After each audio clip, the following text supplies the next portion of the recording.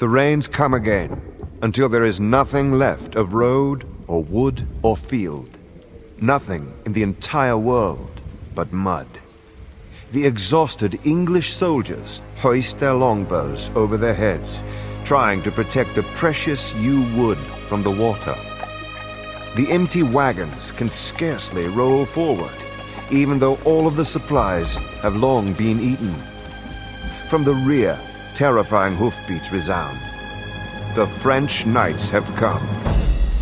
The English have been in a slow retreat ever since the debacle at Harfleur, where King Henry V's glorious siege dragged on and on, costing the lives of 3,000 Englishmen. Now, Henry has all but abandoned his dream of establishing his hereditary claim to the French crown. Like his men, he only wants to reach Calais and the ships that will return them home to England. But on the road back to Calais, the French army overtakes Henry. Knowing that the English are fatigued, starving, and outnumbered 3-1, the French have no interest in negotiation. The English make their stand on a wooded hilltop.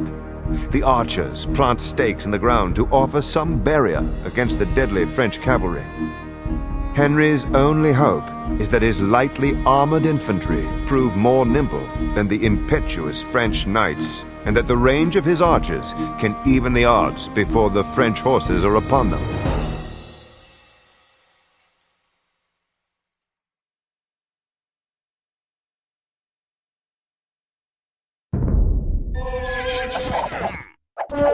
My king, the siege of Harfleur is lost. We should withdraw before our casualties are too grave. The French will undoubtedly harry our retreat. We must make haste to a transport that our King Henry will once again see beloved England. We may just be able to slip between these cliffs and the walls of Voyagny. However, Voyagny is known for its learning. Perhaps we can recover something from the university there.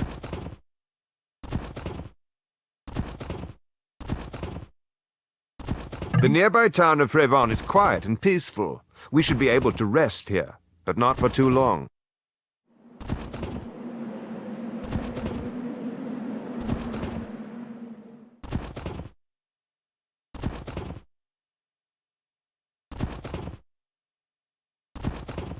The castle of Agincourt lies down this road.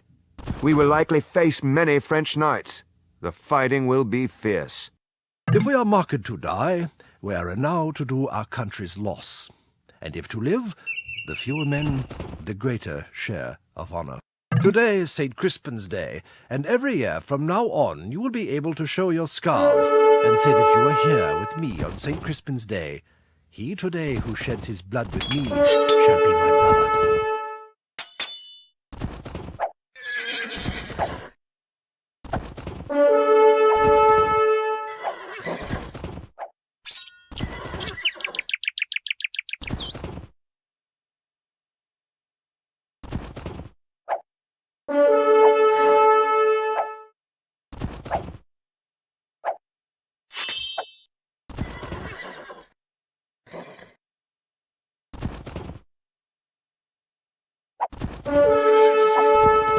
Quickly now, my king. Board and set sail for beloved England.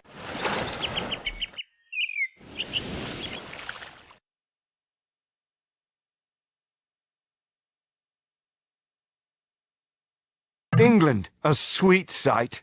King Henry is almost home.